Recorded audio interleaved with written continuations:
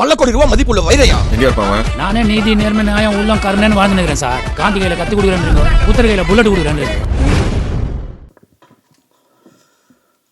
எல்லாம் வல்ல இறைவனுக்கு நன்றி. எங்கள் அழைப்பை ஏற்று இங்கே வந்திருக்கக்கூடிய உங்கள் எல்லாருக்கும் நன்றி. மேடையில் இருக்கிற என்னுடைய டீம் எல்லாருக்கும் நன்றி. இங்கே டைரக்டர் படன்னு பேசினார் இல்லையா, கொஞ்சம் அன்ஃபில்டர்டாக பேசிட்டாரு. இங்கே ப்ரொடியூசர் சொல்கிறாரு, ஏதாவது இன்கம் டேக்ஸ் பிரச்சனை வந்துட போகுது, நானே கடன் வாங்கி தான் படம் எடுத்திருக்கேன் அப்படின்னு. ஸோ ரொம்ப கஷ்டப்பட்டு பல அப்டக்கிள்ஸ், பல டிலேஸை தாண்டி அடித்து பிடிச்சி ஒரு மாதிரி கடைசியில் இங்கே வந்திருக்கோம். ரொம்ப சந்தோஷமாக இருக்குது. முதல்ல இந்த மாதிரி ஒரு கதையை என்னால் பண்ண முடியும்னு என் மேலே நம்பிக்கை வச்சு இதை கொடுத்த இயக்குனர் சண்முகம் சாருக்கு என்னுடைய நன்றியை தெரிவிச்சுக்கிறேன். இந்த பையன், அதாவது என்ன தான் சொல்கிறேன், ஒரு பாய் நெக்ஸ்ட் டோர், ஒரு லவ்வர் பாய், ஒரு ஆங்க்ரி யங் மேன், இந்த மாதிரி படங்கள்லாம் பண்ணிகிட்டு இருந்தீங்க. ஸோ திடீர்னு ஒரு ஆக்ஷன், இது உங்களுக்கு ஓகேயா, செட் ஆகுமா அப்படின்ற மாதிரிலாம் ஒரு சில பேர் கேட்டிருந்தாங்க. பட் எனக்கு பர்சனலாக வந்து ஆக்ஷன் படங்கள் ரொம்ப பிடிக்கும். ஏன்னா நான் ஆக்ஷன் படங்கள், கமர்ஷியல் படங்கள் பார்த்து வளர்ந்த ஒரு பையன்.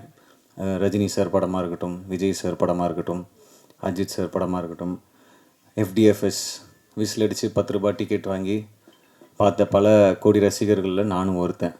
ஸோ பட் அதுக்கான கரெக்டான டைமும் கரெக்டான ஸ்கிரிப்டும் வந்தால் மட்டும்தான் அது தொடணும் அப்படின்றது வந்து ஒரு மைண்ட் செட்டாக இருந்தது. ஸோ டீசல் கதையை கேட்கும்போது எனக்கு இந்த மாதிரி ஒரு உலகம், இதை நம்ம கடந்து, இதை நம்ம பார்த்து, இதை நம்ம வந்து கேள்விப்பட்டிருப்போம், கடந்து போயிருப்போம். பட் இது எங்கே ஆரம்பிக்குது, இது உள்ளே என்ன நடக்குது, இந்த வேர்ல்டுக்குள்ளே நடக்கிற, இந்த மாஃபியாவில் நடக்கிற விஷயங்கள் என்ன அப்படின்னு நமக்கு தெரியாது. ஸோ க்ரூட் ஆயில் அப்படின்றது கருப்பு தங்கம் அப்படின்னு சொல்கிறாங்க. தங்கத்தை விட ரொம்ப முக்கியமான, உலகம் இயங்கிறதுக்கு ஒரு முக்கியமான விஷயமாக பார்க்கக்கூடிய ஒரு பொருளாக இருக்குது கருப்பு தங்கம்னு சொல்கிற அந்த க்ரூட் ஆயில். ஸோ அதுலேருந்து கிட்டத்தட்ட 165க்கும் மேலே பை ப்ராடக்ட்ஸ் வருது. ஸோ பெட்ரோல், டீசல்லேருந்து ஆரம்பித்து தார், அது மாதிரி எல்பிஜி, நம்ம மண்ணெண்ணெய், இந்த மாதிரி நிறைய வந்துகிட்டே இருக்குது. ஸோ இந்த மாதிரி விஷயங்கள்லாம் டைரக்டர் வந்து இந்த கதையை நரேட் பண்ணும்போது, சொல்லும்போது இந்த வேர்ல்டு ரொம்ப இன்ட்ரெஸ்டிங்காக இருந்தது. ஸோ அதனால தான் இந்த படம் பண்ணணுன்ற ஒரு ஆசை இருந்தது. நம்ம எடுத்தோம் கவுத்தோம் அப்படின்னு ஆக்ஷன் படம் பண்ணோம், 4 பேர் அடிக்கணும், கமர்ஷியலாக ஒரு 2 சாங் இருக்கணும், ஹீரோயினை ரொமான்ஸ் பண்ணோம் அப்படின்ற இன்டென்ஷனில் பண்ண படம் இல்லை. ஸோ இந்த படம்லாம் ஷூட்லாம் முடிச்சுட்டு இப்போது ரீசெண்டாக ட்ரெய்லர் வந்தது. எனக்குள்ளேயே ஒரு சின்ன சந்தேகம் இருந்தது. சரி, உண்மையாகவே நம்ம கான்ஃபிடென்ஸோட பண்ணிட்டோம் அந்த படத்தை, ஆடியன்ஸ் இதை எப்படி பார்க்க போகிறாங்க, இந்த புது நான் எடுத்துருக்கிற இந்த ஆக்ஷன் அவதாரை எப்படி ரிசீவ் பண்ண போகிறாங்க அப்படின்ற ஒரு சின்ன தயக்கமும் ஒரு சின்ன பயமும் இருந்தது.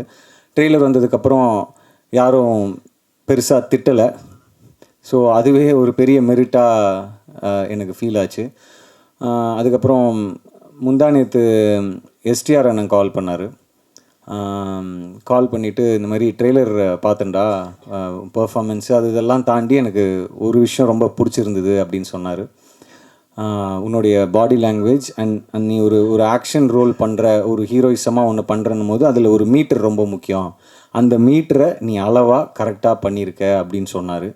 ஸோ அவர்கிட்டேருந்து வரும்போது அது ஒரு பெரிய ஒரு கான்ஃபிடென்ஸை கொடுத்துச்சு. ஏன்னா இதோட நீ அதிகமாக பண்ணனா ரொம்ப ஜாஸ்தியாக இருக்கும். ஏன்னா நீ இப்போ தான் ஸ்டார்ட் பண்ணுற, ஆக்ஷன் படங்கள் பண்ண இப்போ தான் ஸ்டார்ட் பண்ணுற, ஸோ கரெக்டாக இருக்குது அப்படின்ற மாதிரி அவர் சொன்னார். ஸோ ஒரு சின்ன கான்ஃபிடென்ஸை கொடுத்தது. ஸோ இது எல்லாத்தையும் தாண்டி ஆடியன்ஸுக்கு இந்த படத்தில் வந்து நான் முன்னாடியே சொன்ன மாதிரி, எல்லோரும் சொன்ன மாதிரி, இந்த பார்க்காத ஒரு உலகம். ஸோ ட்ரெய்லரில் வந்து நீங்கள் ஆயில், பெட்ரோல், டீசல், மாஃபியா இதை பற்றி தான் மேக்ஸிமம் போர்ட்ரே பண்ணியிருக்கோம் ட்ரெய்லரில். அண்ட் இதில் இன்னொரு விஷயமும் செகண்ட் ஹாஃபில் டிஸ்கஸ் பண்ணியிருக்கோம். ஸோ ஸோ இது எல்லாமே ஆடியன்ஸ்க்கு கனெக்ட் ஆகும் அப்படின்னு நான் நம்புகிறேன். நான் எந்த ஸ்கிரிப்ட் பண்ணாலும் அதில் ஆடியன்ஸ்க்கு என்ன கனெக்ட் இருக்குது அப்படின்னு நான் எப்போவுமே யோசிப்பேன்.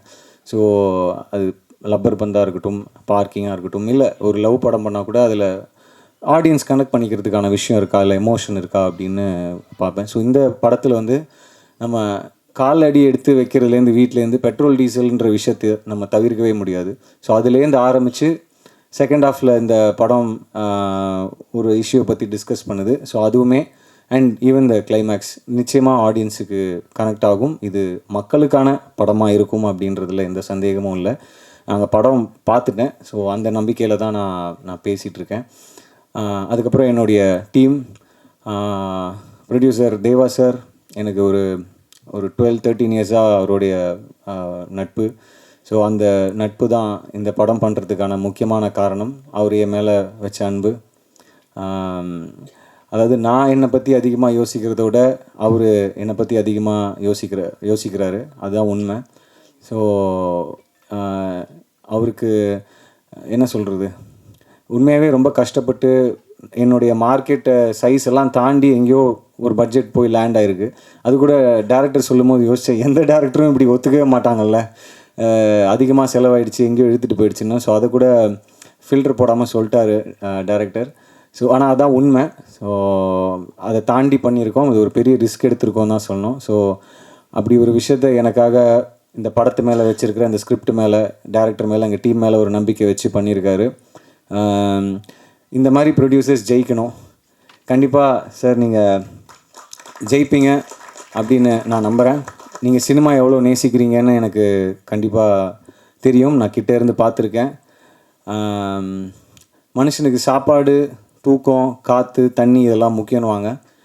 அது எல்லாத்துலேயுமே அவருக்கு சினிமா கலந்துருக்கு அப்படின்னு தான் நான் நினைக்கிறேன். ஏன்னா எப்போவுமே நம்ம பண்ணுற படமாக இருக்கட்டும், இந்த படமாக இருக்கட்டும், இதுக்கு முன்னாடி நாங்கள் பண்ணுற படங்களாக இருக்கட்டும், இதை பற்றி நாங்கள் பேசிகிட்டே இருப்பார்.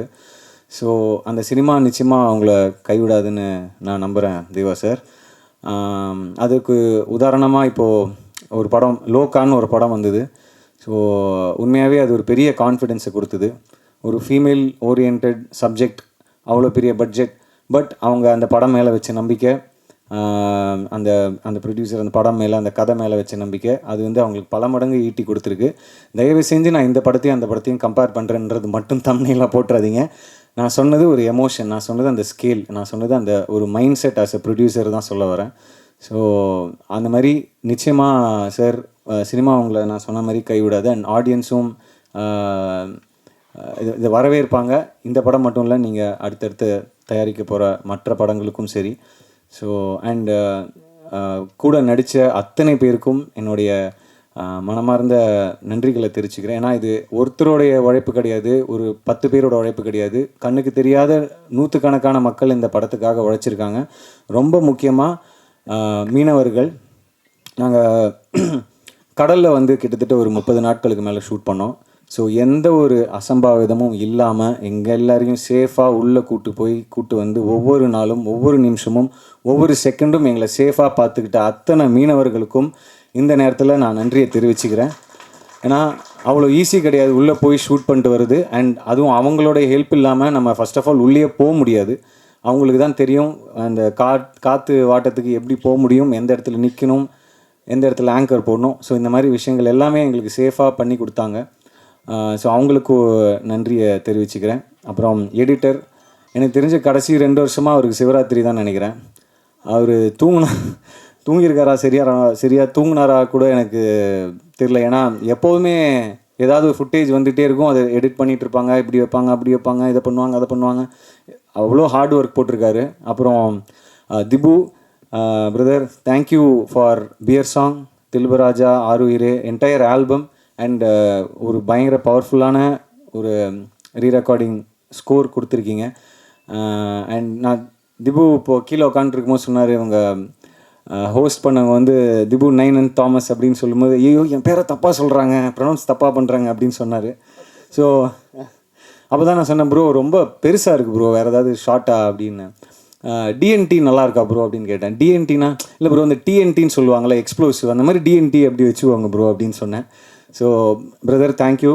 அப்புறம் கூட நடித்த பிரேமண்ணா, வினய் பிரதர், ஜார்ஜ் அண்ணன், Vivek Prasanna brother, Deena brother, art director Rembon sir, cameraman Richard sir. Already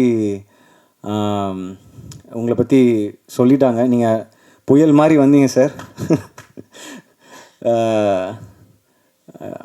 ஏன்னா எம்எஸ் பிரபு சார் ஷூட் பண்ணிகிட்டு இருக்கும்போது அவருக்கு அந்த டேட்ஸ் கிளாஷ் ஆனதுனால ரிச்சர்ட் சார் வந்தாங்க. செம்ம ஃபாஸ்ட்டு. அதாவது ஆல்ரெடி டேரக்டர் படப்படான்னு இருப்பார், அதுக்கு மேலே ஃபாஸ்ட்டாக இருந்தார் அவர். ஸோ ஆனால் அது என்ன நம்ம நினச்சோமோ அதை நம்ம அந்த குறிப்பிட்ட டைமில் சூப்பராக எங்களுக்காக ஷூட் பண்ணி கொடுத்ததுக்கு ரொம்ப நன்றி ரிச்சர்ட் சார். அண்ட் எம்எஸ் பிரபு சாருக்கும் இந்த நேரத்தில் நன்றியை தெரிவிச்சுக்கிறேன். அப்புறம் படத்தில் வேறு யார் விட்டேன், ரிஷி பிரதர், அப்புறம் எஸ்பி சினிமாஸ். இவ்வளோ பெரிய என்னடா அவங்க இவ்வளோ பெரிய பட்ஜெட்டுன்னு சொல்கிறாங்களேன்னு, ஏதோ நாங்கள் ஏதோ ரொம்ப அப்படின்லாம் இல்லை, நம்ம ஸ்கேலுக்கு அது பெரிய பட்ஜெட், ஸோ அதனால தான் பெரிய பட்ஜெட்டுன்னு சொல்கிறோம். ஸோ இந்த மாதிரி ஒரு படத்தை ஹேண்டில் பண்ணும்போது முக்கியமாக க்ரௌடு சீக்வன்சஸ்லாம் இருக்கும்போது நிறைய tanker loris, fishermen, launch, boat, கடல் அப்படின்னும் போது அதை கோஆர்டினேட் பண்ணி அதை செட் பண்ணி அதை அசம்பிள் பண்ணுறது ஒரு ஈஸியான ஒர்க் இல்லை. ஸோ எஸ்பி சினிமாஸ் அந்த ப்ரொடக்ஷனை பார்த்துக்கிட்டாங்க, எந்த ஒரு கவலையும் இல்லாமல் நாங்கள் தைரியமாக ஷூட் பண்ண முடிஞ்சதுன்னா அதுக்கு காரணம் எஸ்பி சினிமாஸ், சங்கர் சார், அப்புறம் அவங்களுடைய டீம், கிஷோர் சார், ஜெய், இந்த மாதிரி நிறைய பேர் சொல்லணும். நான் டேரக்டர் ஐ திங்க் கிட்டத்தட்ட இந்த எட்டி பார்ப்பாங்கள்ல ஃப்ரேமில், அவர் தவிர எல்லாருக்குமே தேங்க்ஸ் சொல்லிட்டாருன்னு நினைக்கிறேன். ஸோ அவ்வளோ பெரிய லிஸ்ட்டு சொல்லிட்டீங்க. ஸோ அதுதான் இது ஒரு முயற்சி. இந்த படம் ப்ரெஸ், மீடியா எல்லா படத்துக்கும் எனக்கு பெரிய ஆதரவு கொடுத்துருக்கீங்க. இந்த படத்துக்கும் உங்களுடைய ஆதரவு இருக்கும். இன்னும் ஒரு சில நாட்கள் தான் இருக்குது. ஸோ அந்த நேரத்தில் நம்ம என்ன சொல்லுவோம், இதுக்கு மேலே எல்லாம் அவன் தான் பார்த்துப்பான் அப்படின்ற மாதிரி, இதுக்கு மேலே எல்லாம் நீங்கள் தான் பார்த்துக்கணும். நீங்கள் தான் ஆடியன்ஸ்கிட்ட கொண்டு போய் சேர்க்கணும் இந்த படத்தை. அண்ட் தீபாவளி ரேஸில் வர்றதுக்கு காரணம் என்ன? காரணம்லாம் இல்லை சார். பெரிய பட்ஜெட், லீவ் டைம், எல்லா படத்துக்கும் ஒரு டெஸ்டினி இருக்கும். அந்தந்த படம் அந்தந்த டெஸ்டினியை தேடி அதுவே ஒரு இடத்துக்கு வந்து நிற்கும்னு சொல்லுவாங்க. எப்படி இந்த படம் ஒரு பட்ஜெட்டில் ஆரம்பித்து ஒரு பட்ஜெட்டுக்கு வந்ததோ, இந்த படத்துக்குள்ளே எப்படி மற்ற நிறைய விஷயங்கள் உள்ளே வந்ததோ அந்த மாதிரி தான். ஸோ போட்டியாக நினச்சா போட்டி, இல்லை இவங்கெல்லாம் என்ன அப்படின்னு நினச்சாலும் பிரச்சனை இல்லை. 17ஆம் படம் ரிலீஸ் ஆகுது. ஆடியன்ஸ் கண்டிப்பாக சப்போர்ட் பண்ணுவாங்கன்னு நான் நம்புகிறேன். எனக்கு எப்போவுமே உங்களுடைய அன்பும் ஆதரவும் இருந்திருக்கு. ஸோ அது தொடர்ந்து இருக்கும், இந்த படத்துக்கும் சரி, அடுத்து வர படங்களுக்கும் சரி. அண்ட் நானும் நிச்சயமாக ரொம்ப கான்ஷியஸாக நல்ல படங்கள், நல்ல கதாபாத்திரங்கள் சூஸ் பண்ணி பண்ணணுன்றது தான் என்னோடய ஆசை. ஸோ கண்டிப்பாக அதுக்கான இயக்குனர்களும் தயாரிப்பாளர்களும் வருவாங்க. அதான். ஸோ ஒரே ஒரு விஷயம் தான் என்னென்னா, எடுக்கிற முயற்சிகள் சில நேரம் தோற்றுருக்கலாம், சில நேரம் பெருசாக ஜெயிச்சிருக்கலாம். ஆனால் அந்த முயற்சி எடுத்தவன் வந்து எப்போவுமே அடுத்தடுத்த கட்டத்துக்கு போவான்றது எந்த மாற்று கருத்தும் கிடையாது. ஸோ நாங்கள் முயற்சி எடுத்திருக்கோம், முயற்சி எடுப்போம், முயற்சிப்பேன். சப்போர்ட் பண்ணுங்கள். Thank you for all the love. And sorry, Athulya பற்றி சொல்ல மறந்துட்டேன். நிறைய ஹார்ட் ஒர்க் போட்டிருக்காங்க. She is a very sweet person. ஏன்னா அந்த கடலுக்குள்ளெல்லாம் ஷூட்டிங் பண்ணும்போது நம்ம காலையில் ஒரு 7-8 மணிக்கு போனோம்னா திருப்பி ஒரு 3-4 மணி வரைக்கும் கரைக்கு போக முடியாது. ஸோ அந்த மாதிரி நேரத்தில் ஒரு ரொம்ப கஷ்டமாக இருக்கும். பசங்க நம்ம அட்ஜஸ்ட் பண்ணிக்கலாம், பட் அவங்களுக்கு ரொம்ப கஷ்டமாக இருக்கும். அந்த மாதிரி பல விஷயங்களை அட்ஜஸ்ட் பண்ணிக்கிட்டு ரொம்ப கோஆப்ரேட்டிவாக ஷூட் பண்ணதுலேயும் சரி, ஷூட்டிங் ஸ்பாட்டில் நிறைய சேட்டை பண்ணதுலேயும் சரி, ரொம்ப நான் கொஞ்சம் அப்படியே டென்ஷனாகவே இருப்பேன். ஆனால் கூட இருக்கிறவங்க தீனா பிரதர், அப்புறம் தங்கதுரை, இவங்கெல்லாம் தான் கொஞ்சம் ஜோக் அடிச்சுட்டு ஜாலியாக கலாய்ச்சிட்டு அப்போ தான் கொஞ்சம் மூடே மாறும். ஏன்னா இவர் நம்மளை படபடப்பாகவே வச்சுருப்பார் இயக்குனர். என்னடா இது அவரை பற்றி எப்போவுமே கம்ப்ளைண்ட் சொல்கிற மாதிரியே சொல்கிறேன்ல. எப்படின்னா என்ன சொல்கிறது, ரொம்ப எக்ஸ்ட்ரீம்லி ஹார்ட் ஒர்க்கிங் பர்சன். நான் டைலாக் ஷீட் எனக்கு ஒரு நாள் முன்னாடி கொடுப்பாங்க, ஆனால் அடுத்த நாள் வந்து பார்த்தா காலைல உட்காந்து எழுதிட்டு இருப்பார் ஃபுல் சீன் அடிச்சுட்டு ஃப்ரெஷ்ஷாக. ஐயோ டைலாக் மாற்றுறீங்களா அப்படின்னு. இல்லை கொஞ்சம் தான் அப்படின்னு சொன்னோன்னே ஒரு 4 பக்கத்து டைலாக் எழுதி வச்சுருப்பாரு. என்னங்க 4 பக்கத்துக்கு எழுதி வச்சுன்னு கேட்டால், இல்லை அது சுருக்கி உங்களுக்கு ஒரு 10 நிமிஷத்தில் கொடுக்குறேன்னு. ஸோ அந்த மாதிரி லாஸ்ட் மினிட் வரைக்கும் அவருடைய ஒர்க், டைலாகாக இருக்கட்டும், சீன் கன்சீவ் பண்ணுற விதமாக இருக்கட்டும், அது ஸ்டேஜ் பண்ணுற விதமாக இருக்கட்டும், அது இருந்துக்கிட்டே இருக்கும். ஸோ அந்த அயராத உழைப்புக்கு கண்டிப்பாக தீனா பிரதர் சொன்ன மாதிரி கைத்தட்டுற மாதிரி ஒன்று பண்ணுங்கள், கைத்தட்டுவாங்கன்ற மாதிரி கண்டிப்பாக உங்களுக்கு அந்த கிரெடிட்ஸ் வந்து சேரும்னு நான் நம்புகிறேன் இந்த தீபாவளிக்கு. எல்லாரை பற்றியும் சொல்லிட்டேன்னு நினைக்கிறேன். யார் பற்றியாவது மறந்துருந்தேன்னா சாரி. கூட நடித்தவங்க, டெக்னீஷியன்ஸ் எல்லாருக்கும், என்னுடைய டீம், என்னுடைய பர்சனல் டீம் எல்லாருக்குமே நன்றியை தெரிவிச்சுக்கிறேன். மறுபடியும் நீங்கள் எல்லோரும் இங்கே வந்ததுக்கு ரொம்ப ரொம்ப நன்றி. சப்போர்ட் பண்ணுங்கள், உங்களுக்கு பிடிக்கும்னு நாங்கள் நம்புகிறோம். எல்லாருக்கும் என்னுடைய அன்பு மட்டுமே. வணக்கம்.